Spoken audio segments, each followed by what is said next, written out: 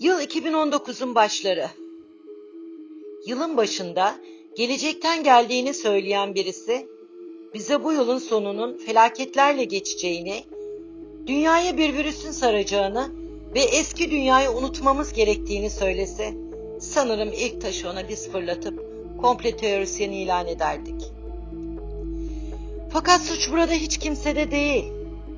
Çünkü modern dünya daha önce böylesine bir salgınla karşı karşıya gelmemişti.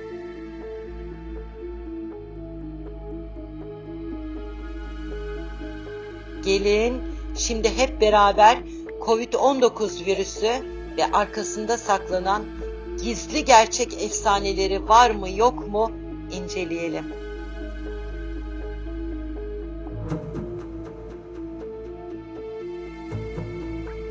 Yeni koronavirüs hastalığı ilk olarak Çin'in Wuhan eyaletinde bir grup hastada yapılan araştırmalar sonucunda 13 Ocak 2020'de resmi olarak dünya ile tanışmıştır. Salgın başlangıçta bu bölgedeki deniz ürünleri ve hayvan pazarında tespit edilmiştir. İleriki süreçlerde insandan insana bulaşarak Çin'in dışına çıkmış, bütün dünyayı etkisi altına almıştır.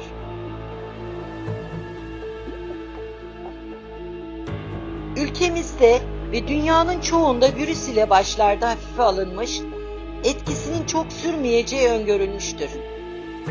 Fakat ilerleyen süreçlerde insanları ağır şekilde etkisi altına almış ve birçok insanın hayatını kaybetmesine yol açmıştır.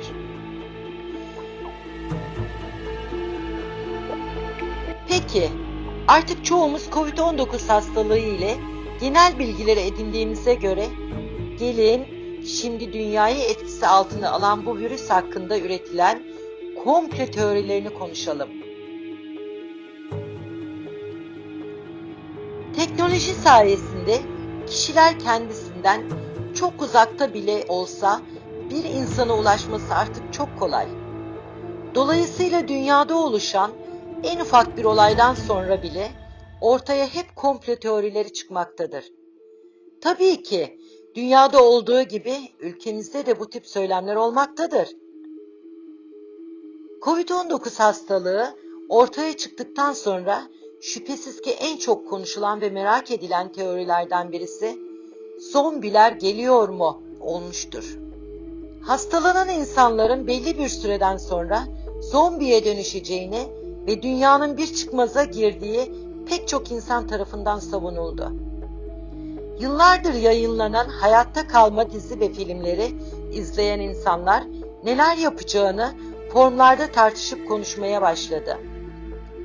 Hayatta kalmak için sığınak satın alanların sayısı pek de azımsanacak sayıda değil. Üstüne silahlar, sopalar, zombilere karşı özel geliştirilmiş araçlar da bunlardan bazıları. Tüm bunlara rağmen zombilerin ne zaman geleceği hala netleşmiş değil. Bir diğer çok konuşulan komple teorilerinden birisi de dünyanın en zengin insanı Microsoft'un kurucusu Bill Gates hakkında. Covid-19 aşıları ile insanların içerisine çip takılacağını, hükümetler ve devletler tarafından her anında kontrol edileceğini düşünenlerin sayısı gün geçtikçe artıyor.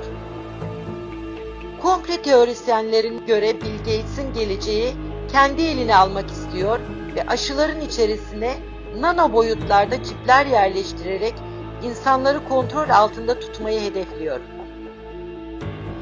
Fakat yukarıda da bahsettiğimiz gibi bunlar ve bunlar gibi niceleri sadece komple teorileri. İnsanların niyetlerini ve gelecekte olacak olan olayları yalnızca yeri ve göğü yaratan Rabbimiz bilebilir. Biz dünyalılar olarak bu virüs ile olan savaşımızı ancak tedbiri elden bırakmayarak kazanabiliriz. Sağlık Bakanlığımıza göre bunlar maske, mesafe ve temizlik ile hallolabilir. Peki sizler ne düşünüyorsunuz? Sizce zombiler ve aşıların içerisinde çipler gerçekten var mı? Veya Çin devleti bizden başka bir şeyler mi saklıyor? Lütfen yorumlarda fikirlerinizi bizimle paylaşın. Videomuzu sonuna kadar izlediyseniz beğen butonuna basmayı, abone olmayı unutmayın. Teşekkürler.